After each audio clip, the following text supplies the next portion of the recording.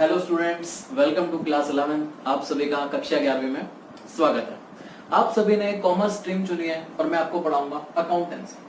Accountancy आप पहली बार पढ़ने जा रहे हैं। मैं बता दूं ये बहुत ही इजी और इंटरेस्टिंग सब्जेक्ट है। सर हमने तो सुना है टफ है, बिल्कुल गलत सुना आपने। ये सबसे आसान और सबसे इंटरेस्टिंग सब्जेक्ट है आपका। आप थोड़े दिन पढ़िए, आपको खुद पता चल जाएगा ये कितना आसान और इंटरेस्टिंग है। चलिए हम इसे स्टार्ट करते हैं। मैं आपको बता दूं ये प्रैक्टिकल सब्जेक्ट है। सब प्रैक्टिकल सब्जेक्ट का मतलब बेटा ये न्यूमेरिकल सब्जेक्ट है, ठीक है। और हम कोई भी बुक देखें 11वीं क्लास के अकाउंट्स की, उसमें स्टार्टिंग में थ्योरी गिवन है। तो अगर मैं आपको एक एग्जांपल से समझाने की कोशिश करूं, अगर आप में से किसी को स्विमिंग सीखना है और आप स्विमिंग की एक बुक ले आए और उस बुक को पढ़ते रहे सुबह शाम कि स्विमिंग ऐसे करते हैं, इस एंगल से पानी में कूदा जाता है, हाथों को ऐसे हिलाया जाता है, पैरों को ऐसे हिलाया जाता है, बॉडी वेट को बैलेंस किया जाता है, तो आपने चाहे उस बुक को 10 बार पढ़े चाहे 12 बार, आप कभी स्विमिंग नहीं सीख पाएंगे। स्विमिंग कब सीखेंगे? जब पानी में उतरेंगे। ऐसे ही अकाउंटेंसी, जब तक आप प्रैक्टिकल पार्ट नहीं करेंगे, न्यूमेरिकल पार्ट नहीं करेंगे, थ्योरी आपको समझ में नहीं आ सकता। हाँ, रट्टा मारा जा सकता है थ्योरी का। सो इसलिए हम पहले प्रैक्टिकल पार्ट को करेंगे। उन्होंने कहा सर अब आप स्टार्ट कीजिए। चलो मैं स्टार्ट करता हूं। अकाउंटेंसी का मतलब बेटा आप क्या समझते हैं? सर अकाउंटेंसी का मतलब होता है हिसाब किताब। अकाउंटेंसी का मीनिंग क्या होता है? हिसाब किताब, ठीक है ना। अकाउंटेंसी का मतलब क्या होता है? लेखा जोखा। सर किस चीज का हिसाब किताब, किस चीज का लेखा जोखा? लेखा जोखा बेटा बिजनेस का। अकाउंटेंसी में हम बिजनेस का हिसाब किताब लगाते हैं। ये एक आप मान लो शॉप है क्लोथ की। ये किस चीज की शॉप है? क्लोथ की। ये है मिस्टर राम, ये है इस शॉप के ऑनर। ये कौन है? इस शॉप के ऑनर है। ये बेटा दुकान की एंट्री है, ये डोर है दुकान का, ठीक है। यहां से कस्टमर आता है, दुकान पे क्या करता है? शॉपिंग। अच्छा बच्चों, आपने हिंदी मूवी देखी है? मैं कहा हाँ सर देखी है। बेटा पुरानी हिंदी मूवी में अगर कोई भी व्यापारी होता है, दुकानदार होता है, लाला जी होते हैं, तो उनकी दुकान पर आप देखो समय समय पे एक व्यक्ति आता रहता है। ये जो व्यक्ति समय समय पे इनकी दुकान पे आता है, इसने चश्मा लगाया होता है, ठीक है, और ये व्यक्ति इनकी दुकान पे समय समय पे आता रहता है। इस व्यक्ति के हाथ में कैसे करके एक लाल कलर की किताब सी होती है, जिसके ऊपर क्या बना रहता है? स्वास्तिक का निशान। ये व्यक्ति जब इनकी दुकान पे आता है तो इनकी दुकान पे क्या करने आता है? मैंने कहा सर ये मुनीम होता है, इनकी दुकान पे क्या करने आता है? मैंने कहा सर ये इनकी दुकान पर अकाउंटिंग करने आता है। क्या करने आता है? अकाउंटिंग। अकाउंटिंग का मतलब क्या करने आता है? हिसाब किताब। अच्छा बताओ बच्चों, ये हिसाब किताब कैसे करते हैं? मैंने कहा सर हमें क्या पता। बेटा बिल्कुल आसान है। ये इनकी दुकान पे आता है, इनसे पूछता है कि हाँ भाई आज कुछ खरीदारी करी क्या? ये कहते हैं हाँ जी खरीदारी करी। ये पूछता है खरीदारी जो करी वो नगद करी या उधार? ये कहते हैं दोनों करी थी, नगद भी करी और उधार भी। ये लिख लेता है। ये पूछता है खरीदारी कितने की नगद करी? वो कहते हैं नगद खरीदारी करी हमने 1 लाख रुपए की। तो मुंशी जी कहते हैं खरीदारी होगी 1 लाख रुपए की, और ये इसके बराबर में क्या लिख देते हैं? खर्चा। खर्चा हो गया 1 लाख का। और ये दूसरी जगह क्या लिखते हैं? रोकड़ा। ये कहते हैं रोकड़ा नगद खरीदारी करी तो 1 लाख रुपए बिजनेस से चला गया या नहीं चला गया? ये 1 लाख रुपए रोकड़े में क्या लिख देते हैं? माइनस। तो रोकड़ा का ये अलग से हिसाब बना रहे होते हैं, क्योंकि हमारे को चाहिए ना कि बिजनेस में कितना रोकड़ा है, कितना कैश है। तो ये जो भी हमारे पास बिजनेस में रोकड़ा होता है या कैश होता है, उसमें से 1 लाख रुपए माइनस कर देते हैं। क्या माइनस कर देते हैं? 1 लाख रुपए। सर आप हिंदी में पढ़ाओगे? नहीं, ये मुनीम जी की बात है, सब कुछ इंग्लिश में चलेगा। तो ये जो रोकड़ा है ये मुनीम जी यहां से क्या कर देते हैं? माइनस। फिर मुनीम जी पूछते हैं कुछ और सामान तो नहीं खरीदा उधार? वो कहते हैं हाँ जी हमने उधार सामान भी खरीदा। तो उधार सामान कितने का खरीदा? कहता है उधार सामान हमने खरीदा 40,000 का। अच्छा वो कहता है उधार सामान 40,000 का किससे खरीदा? रवि से। तो पैसे हमारे को किसको देने हैं? 40,000 रवि को। और खरीदारी कितने की होगी? 40,000। फिर से वो 40,000 के सामने क्या लिख देते हैं? खर्चा। और पैसे किसको देने? रवि को। तो ये यहाँ पे कॉलम बनाते हैं देनदारी का। किस चीज का? देनदारी, कि हमने लोगों को कितना पैसा देना है। और देनदारी में किसका नाम लिखते हैं? रवि का, क्योंकि हमारे को रवि को कितना पैसा देना है? 40,000 रुपए। फिर उसके बाद ये पूछते हैं भाई कि दुकान में आज कोई और खर्चा हुआ क्या? कहते हैं हाँ बिजली का बिल भरा है मुनीम जी। कहते हैं बिजली का बिल कितना भरा? मुनीम जी क्या लिखते हैं? इससे ज्यादा हिंदी नहीं आती मेरे को। मुनीम जी लिखते हैं इलेक्ट्रिसिटी बिल हमने पे कर दिया 10,000 का। इसके सामने क्या लिखते हैं? ये खर्चा हो गया। और मुनीम जी रोकड़े में से कितना माइनस कर देते हैं? कैश में से कितना माइनस कर देते हैं? 10,000। वो कहते हैं 10,000 और चला गया। फिर मुनीम जी पूछते हैं कुछ सेल हुई नहीं हुई? तो मुनीम जी ऐसे कर करके सारी की सारी जो भी दुकान पे एक्टिविटी हुई, जो भी दुकान पे घटनाएं हुई, जो भी दुकान पे ट्रांजैक्शन हुई, उन सबको लिखते चले जाते हैं। तो सर ये क्यों लिखते हैं? ये इसलिए लिखते हैं, अगर हमने किसी से उधार सामान खरीदा था, जब हम उसे पैसा देने जाएंगे, अगर हम ना लिखें तो हमारे को कैसे याद रहेगा कि हमने उससे कितने का सामान खरीदा था? अच्छा, सामान खरीदा, एक बार कुछ पैसे दे दिए, फिर कुछ पैसे दे दिए, अगर उसे लिखेंगे नहीं तो ध्यान कैसे होगा? अगर हमने सामान उधार में बेचा था तो हमारे को किससे कितने पैसे लेने हैं, अगर नहीं लिखेंगे तो पता कैसे चलेगा? तो मैंने कहा सर और हिसाब किताब क्यों करते हैं? एक तो आपने बताया किसको कितने पैसे देने हैं ये पता चलता है, दूसरा आपने ये बताया किससे कितने पैसे लेने हैं ये पता चलता है। सर और क्या पता चलता है? बेटा अगर हम हिसाब किताब करते चले जाएंगे तो हमारे को पता चल जाएगा पूरे साल में हमने कितना प्रॉफिट कमाया। भाई अगर हम बिजनेस करते हैं तो किस लिए करते हैं? प्रॉफिट कमाने के लिए। तो पता लग जाता है हमने पूरे साल मेहनत करी, उससे हमने प्रॉफिट कमाया है। सर प्रॉफिट और लॉस निकालना तो हमें भी आता है, हमने भी कई बार निकाला है। मैं कहा तुम्हें? कह रहा हाँ। मैं कहा समझाओ। मैंने कहा सर देखो मैं आपको बताता हूँ कि जब हम ट्यूशन पढ़ते थे ना 10th में, हमारे 10th के जो मास्टर जी थे ना उनके पास 100 स्टूडेंट्स पढ़ते थे। मैंने कहा अच्छा। मैंने कहा सर वो हर स्टूडेंट से 1200 रुपीज की फीस लेते थे। मैंने कहा अच्छा। मैंने कहा सर देखो उनके पास महीने में कितना पैसा इकट्ठा हो गया? मैंने कहा 1,20,000। कहा सर देखो उनका खर्चा क्या था, एक तो वो रेंट देते थे। मैंने कहा अच्छा वो कितना रेंट देते थे? उन्होंने कहा उनका महीने का रेंट बस 10,000 रुपए था। मैंने कहा ठीक है जी। मैंने कहा और क्या खर्चा होता था? अरे सर बस एक बिजली का बिल आता था, इलेक्ट्रिसिटी का, और वो सर क्या बताऊं इतने कंजूस सर थे। एक लाइट लगा रखी थी छोटी सी, बस वही जलती थी। एसी लगा रखा था, चलाते नहीं थे। पंखा एक था सर, ऐसे चलता था कि 3 पंखड़ियां गिन लो। मैंने कहा अच्छा। सर बिजली का बिल उनका ज्यादा से ज्यादा कितना आ जाता होगा? 500 रुपए महीने। मैंने कहा अच्छा इतना कम? कह रहे हाँ। कह रहे सर जब लाइट नहीं जलाते थे बिल कहां से है? मैंने कहा ठीक है। मैंने कहा और भी तो उनका कुछ खर्चा होता है क्या? कोई यार हाँ सर बस ये समझ लो थोड़ा बहुत सफाई सफाई में खर्चा हो जाता है महीने का 1500 रुपए। मैंने कहा ठीक है। मैंने कहा लो जी इसे लिखते हैं मेंटेनेंस का खर्चा।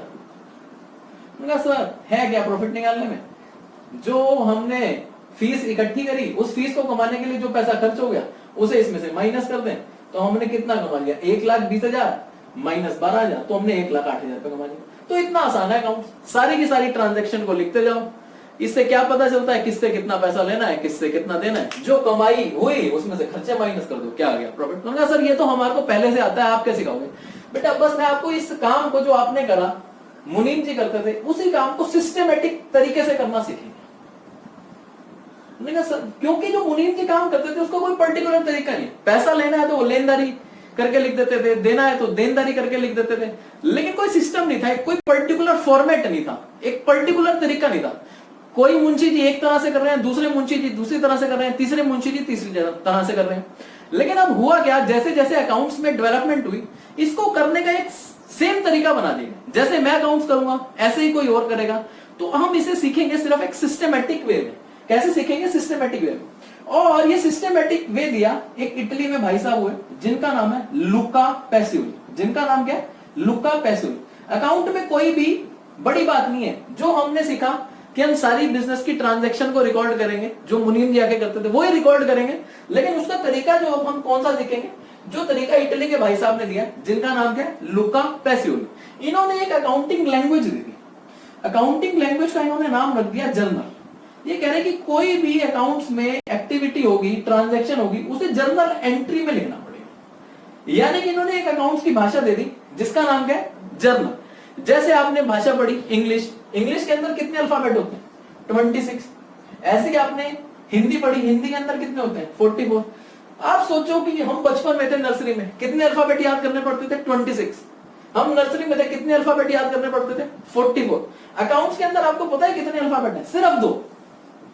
कितने हैं? सिर्फ 2।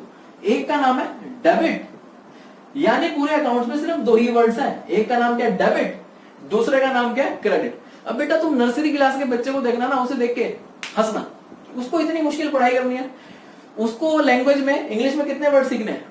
26। इसमें कितने सीखने हैं? 44। आपको कितने सीखने हैं? सिर्फ 2।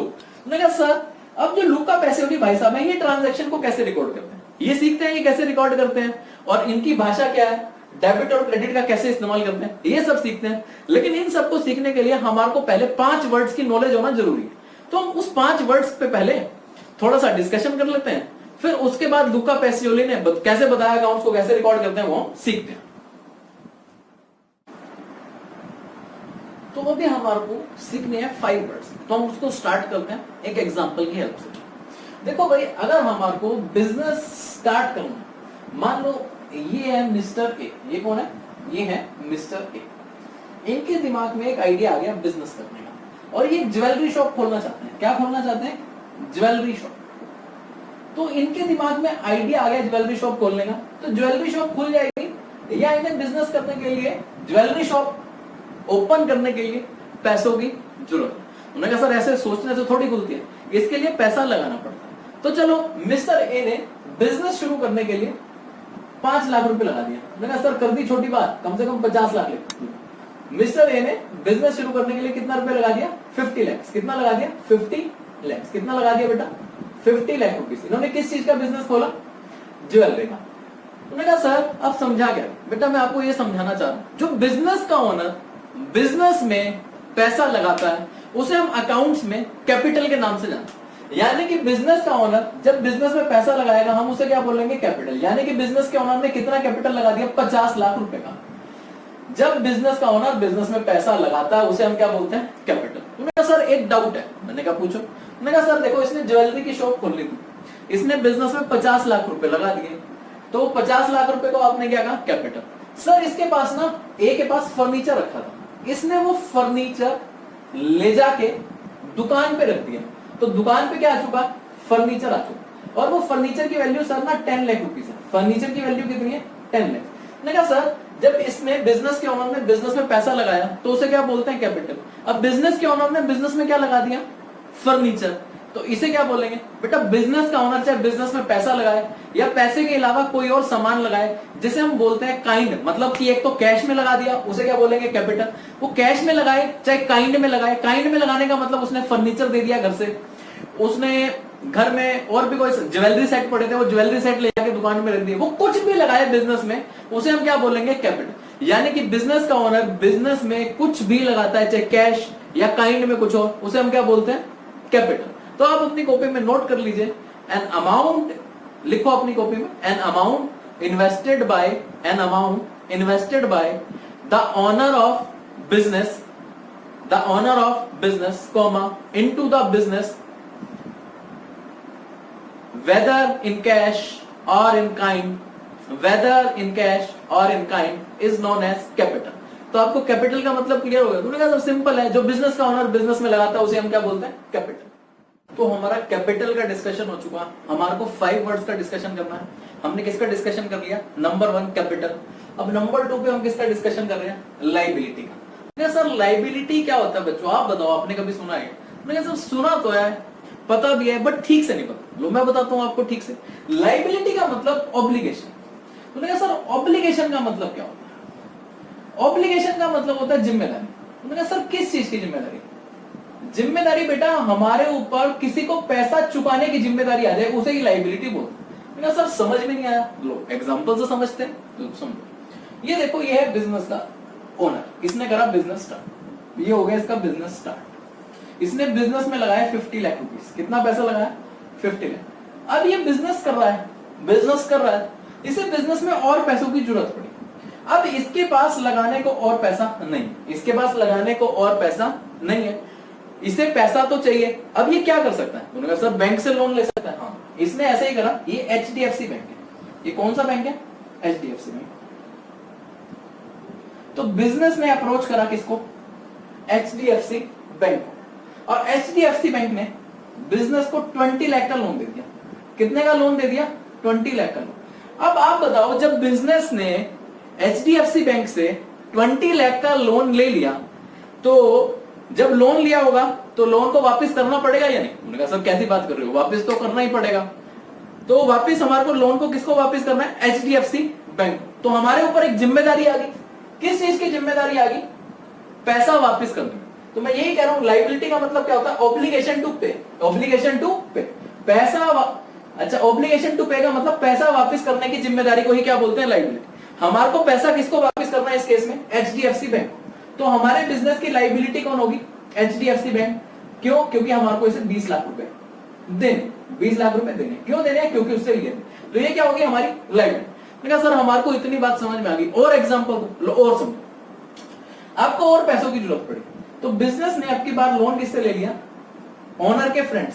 यानी कि ऑनर ने अपने फ्रेंड को कहा कि हमारे बिजनेस को लोन दे, तो फ्रेंड ने भी 10 लाख का लोन दे दिया। अभी फ्रेंड को 10 लाख रुपीस वापस करने पड़ेंगे या नहीं? करने पड़ेंगे।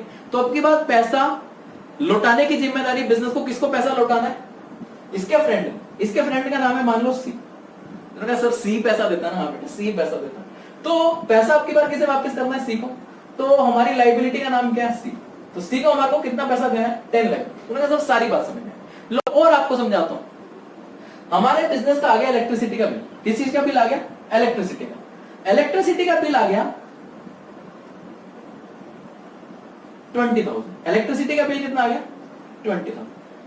ये जो 20,000 रुपीज इलेक्ट्रिसिटी का बिल आया, ये हमारे को बिजनेस को पे करना है, लेकिन अभी बिजनेस के पास पैसा नहीं है। ये बात अलग है, हम 1-2 महीने बाद दे देंगे, लेकिन जब तक हमने पैसा नहीं दिया, हमारे को पैसा किसको देना है? हमारे को पैसा देना है इलेक्ट्रिसिटी डिपार्टमेंट को। हम उत्तर प्रदेश में किसको पैसा देना है? हमारे को योगी को, योगी आदित्यनाथ को हमारे को कितना पैसा देना है? 20,000। तो हमारी लाइबिलिटी का नाम क्या हो गया? कह सकते हैं इलेक्ट्रिसिटी डिपार्टमेंट, या कह रहे हैं योगी आदित्यनाथ। हमारे को इसको कितना पैसा देना है? 10,000 रुपए, क्योंकि हमने बिजली यूज कर ली और उसे बदले में कितना पैसा देना है? 10,000। हमारे ऊपर 10,000 देने की जिम्मेदारी आ गई या नहीं आ गई? उन्होंने कहा सर बिल्कुल पैसा देने की जिम्मेदारी आ गई। ये क्या होगी? हमारी लाइबिलिटी। लो और देखो, ये हमारा एक एम्प्लॉई है, हमारे को इसे सैलरी देनी है 25,000। हमारे बिजनेस के पास अभी पैसे नहीं है देने को, ये काम कर चुका, हमारे को पैसे देने की जिम्मेदारी बनती है नहीं। अब हमारी लाइबिलिटी आ गई, और लाइबिलिटी पैसा किसको देना है? एम्प्लॉय को। तो हमारी लाइबिलिटी का नाम क्या हो गया? एम्प्लॉय। आपको समझ में आ रही है? अगर हमने किसी को भी पैसा देने की जिम्मेदारी आ गई, उसे हम क्या बोलते हैं? लाइबिलिटी। तूने कैसे समझ में आ गया मेरे को? अगर किसी से पैसा लो, पैसा वापस करना है, लाइबिलिटी। किसी से हमने सर्विसेज ले ली, इलेक्ट्रिसिटी डिपार्टमेंट से क्या ली थी? सर्विसेज। बदले में उसे पैसा देना है, हमने अभी तक पैसा नहीं दिया, तो पैसा फ्यूचर में देना पड़ेगा। पैसा देने की जिम्मेदारी आ गई, उसे क्या बोलते हैं? लाइबिलिटी। हमने अपने एम्प्लॉय की सैलरी नहीं दी, उसने काम कर दिया, तो उसे पैसा फ्यूचर में देना पड़ेगा, इसे क्या बोलते हैं? लाइबिलिटी। तो हम समझिए सर, किसी से कुछ लो और बदले में पैसा देने की जिम्मेदारी आ जाए, पैसा हमने अभी तक नहीं दिया, उसे ही बोलते हैं लाइबिलिटी। बेटा मैंने ऐसा कहीं नहीं कहा किसी से कुछ लो, अगर हमारे को बस इतनी बात काफी है, अगर हमारे को किसी को फ्यूचर में पे करना पड़ेगा, क्या करना पड़ेगा? फ्यूचर में पे, हमारे ऊपर जिम्मेदारी आ जाएगी, उसे हम क्या बोलते हैं? लाइबिलिटी। इस बात को समझाने के लिए मैं एक एग्जांपल और ले रहा हूं, इसे ध्यान से सुनना। हम लाइबिलिटी को थोड़ा सा और समझते हैं।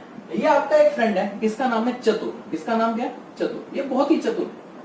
अब ये ना दिल्ली घूमने गया, इसने दिल्ली में पिज्जा हट के जाके पिज्जा खाया।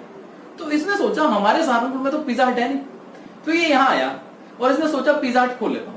तो इसने हेड ऑफिस में बात करी पिज्जा हट वालों की, इसने कहा मेरे को फ्रेंचाइजी चाहिए। तो उन्होंने कहा फ्रेंचाइजी ले लो, आपको हमारे को फ्रेंचाइजी लेने के लिए 50 लाख रुपीस देने होंगे। कितने पैसे देने होंगे? 50 लाख। अब इसने फोन काट दिया, इसने कहा कौन पैसे दे? इसने कहा चुपचाप खोल लेता हूँ, पिज्जा हट वालों को क्या पता लगा, मैं उन्हीं के नाम से काम कर लेता हूँ, कस्टमर आते ही रहेंगे। तो इसने चुपचाप उन्हें बताए बिना, उनको 50 लाख रुपए दिए बिना अपना एक पिज्जा हट का आउटलेट खोल दिया। ये पिज्जा हट का आउटलेट खुल गया। ये बेटा बहुत बढ़िया बिजनेस चल रहा है, किसी को पता नहीं लगा कि ये, इसने ऊपर से परमिशन नहीं ली, इसने सेम सा स्ट्रक्चर बना दिया, सब कुछ सेम, जो ब्रोचर होते हैं, पैम्पलेट होते हैं, सब कुछ सेम छपवा दिए, टेस्ट वगैरह भी सब कुछ सेम है। इसके पिज्जा बढ़िया बिक रहे हैं, ये अच्छा प्रॉफिट कमा रहा है, ये अच्छा प्रॉफिट कमा रहा है। लेकिन ये बात ना चतुर के दोस्तों को पता थी। बेटा आपको पता है, अगर दोस्त तरक्की कर जाए, दुश्मन को परेशानी हो ना हो, दोस्तों को परेशानी होती है, इनको परेशानी होगी, इनके पेट में क्या हो रहा है? इन्होंने क्या करा, पिज्जा हट के हेड ऑफिस को फोन कर दिया। इन्होंने कहा आपका सहारनपुर में भी आउटलेट है? उन्होंने कहा नहीं जी, सहारनपुर में तो हमारा कोई आउटलेट नहीं है। मैंने कहा अच्छा, दिल्ली रोड पे तो खुला हुआ है पिज्जा हट के नाम से, और आप ही की ब्रांच है वो। उन्होंने कहा अच्छा, हमारे से पूछे बिना किसने खोल लिया? चतुर ने।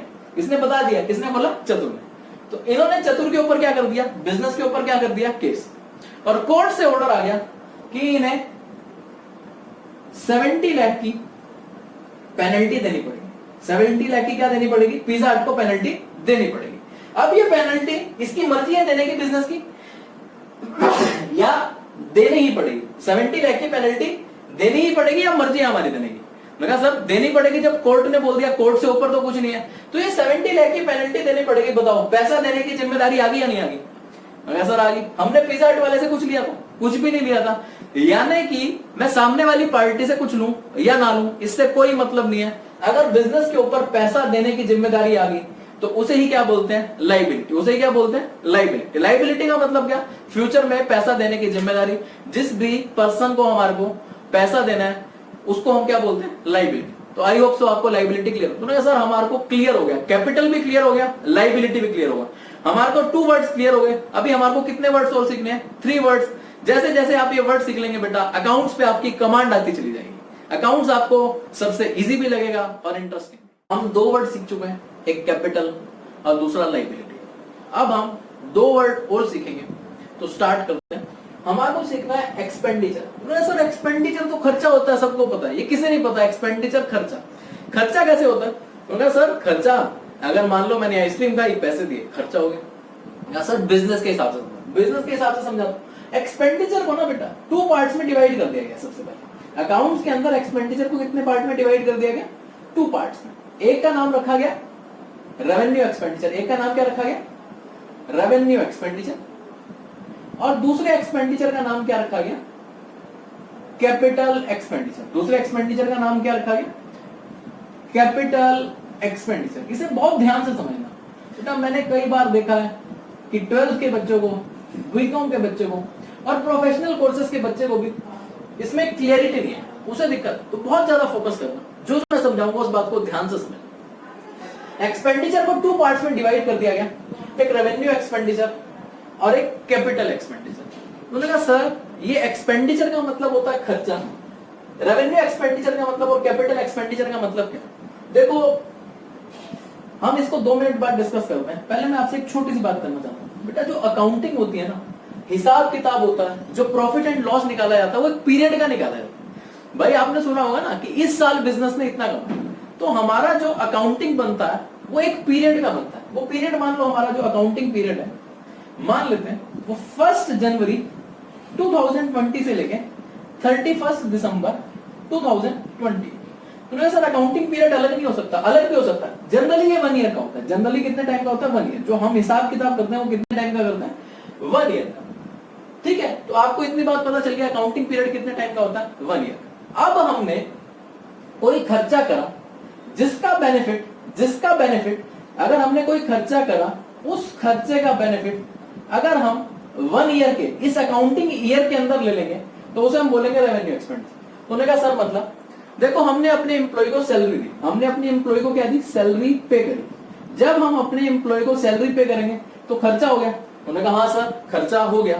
अब ये जो खर्चा हुआ इसका जो बेनिफिट है, हमने अपने एम्प्लॉय को सैलरी दी मान लो 20,000, ये कब दी, ये साल के बीच में। जो हमने उसे सैलरी दी उसका बेनिफिट इस अकाउंटिंग पीरियड में हो चुका होगा। यानी हमने उसे सैलरी दी, वो काम इसी अकाउंटिंग पीरियड में कर देगा। यानी हमने उससे सर्विसेज ले ली और उसे बदले में पैसा दे दिया, और जो उससे सर्विसेज ली वो इसी अकाउंटिंग पीरियड में ले ली। यानी उससे जो बेनिफिट लेना था, उससे जो सर्विसेज लेनी थी वो हमने सेम अकाउंटिंग पीरियड में ले ली। तो इसी खर्चे को हम क्या बोलते हैं, रेवेन्यू एक्सपेंडिचर। यानी कि जो पैसा दिया उसका बेनिफिट इसी साल लो। और एग्जांपल लो, हमने इलेक्ट्रिसिटी यूज करी और उसका बिल दे दिया। यानी कि जो इलेक्ट्रिसिटी डिपार्टमेंट को हमने मान लेते हैं 30,000 का बिल पे करा, उसका बेनिफिट इसी साल ले लिया या अगले साल लेंगे। उन्होंने कहा सर इसी साल ले लिया। कहा सर थोड़ा सा हो सकता है। लो इस दूसरे एग्जांपल समझो, हमने क्या करा, बिल्डिंग खरीदी।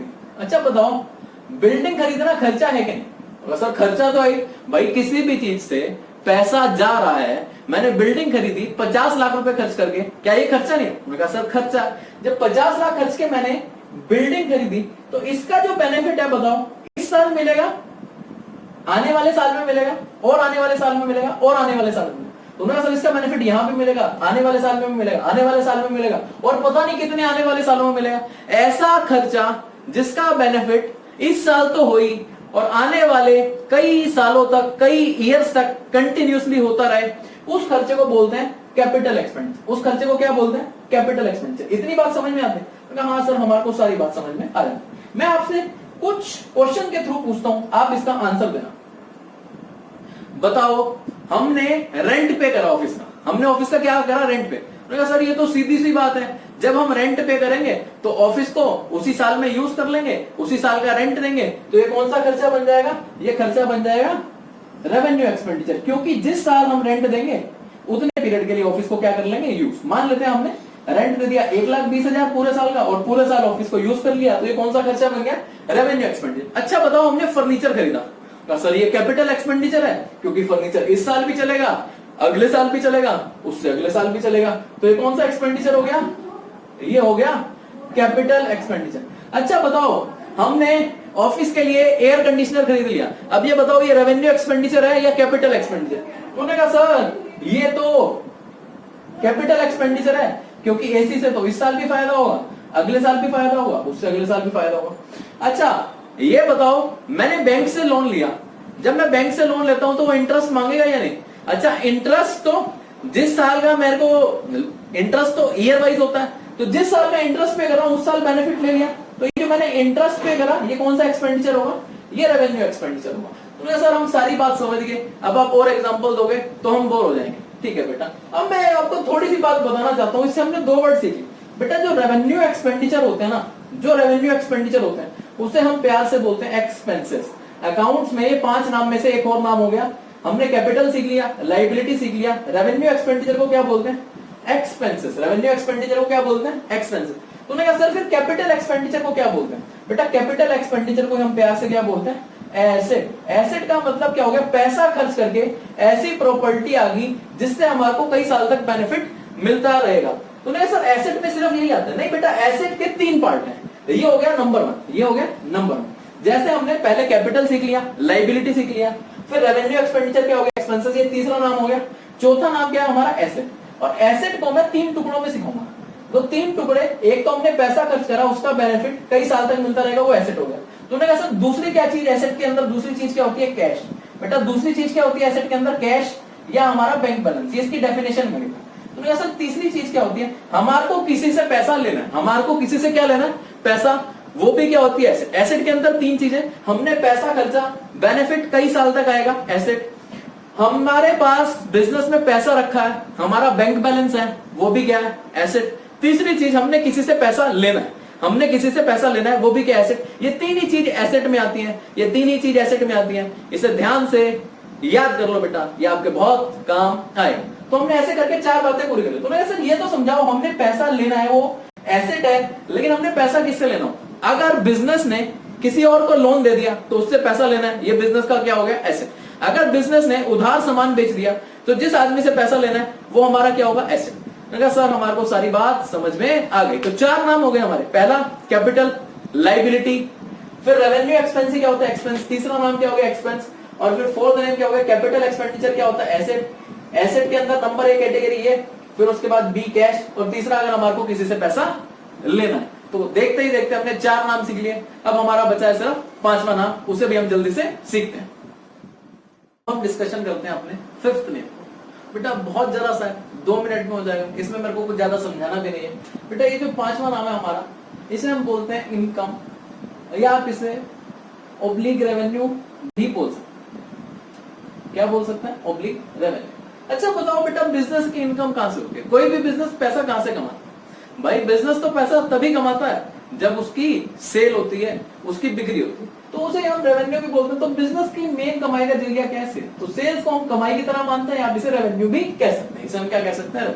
और बिजनेस कहां से पैसा कमाता? बेटा मेनली तो बिजनेस सेल से ही पैसा कमाता है। और बिजनेस, मान लो हमारे पास एक शॉप फालतू पड़ी है, उसे हमने रेंट पे ले दिया, तो जो हम रेंट कमाएंगे वो भी हमारी क्या हो जाएगी? कमाई। बेटा हमने कई बार क्या होता है कि हमारी दुकान पे सामान नहीं है, हमारी दुकान पे कोई कस्टमर सामान खरीदने आया, तो हमने क्या करा? सामने वाली दुकान से सामान मंगा लिया और उसे वही सामान दे दिया, और बीच में क्या कमा ली? कमीशन। तो ये कमीशन भी क्या हो सकती है? हमारी कमाई। तो बेटा आपको पहले से पता है कि कमाई क्या होती है, तो 5वां वर्ड जो हमारे को सीखना था वो कमाई। इसके बारे में मैं कुछ ज्यादा नहीं समझा रहा, ये आपको पहले से पता है। बेटा आज जो मैंने आपके साथ 5 नामों पे चर्चा करी वो कोई फुल फ्लेज चर्चा नहीं है। हमारे को भी जितना जानने की जरूरत थी हमने उतना जान लिया। जैसे जैसे सब्जेक्ट आगे बढ़ेगा हमारे को जिस भी वर्ड में कोई भी बात ऐड करनी होगी वो ऐड करते हुए चले जाएं। अगर मैं सारी बातें आपको साथ में सिखाता तो हो सकता है आपको कुछ भी ढंग से समझ में ना। अभी हमने जितना समझाया उतना ही रखेंगे। बहुत सारे असामाजिक तत्व होते हैं तो कहते हैं भाई तेरे सर ने ये नहीं बताया। अगर हमारे को सारा कुछ पहले दिन ही कर लेना होता तो बेटा हमारे को कुछ भी ढंग से समझ में नहीं आ पाएगा। तो आप इन 5 वर्ड का रिवीजन करिए। मिलते हैं आपसे नेक्स्ट लेक्चर में। और नेक्स्ट लेक्चर में हमने आपसे बात करी थी कि हम अकाउंटिंग लैंग्वेज में क्या करना सीखेंगे? Journal entries.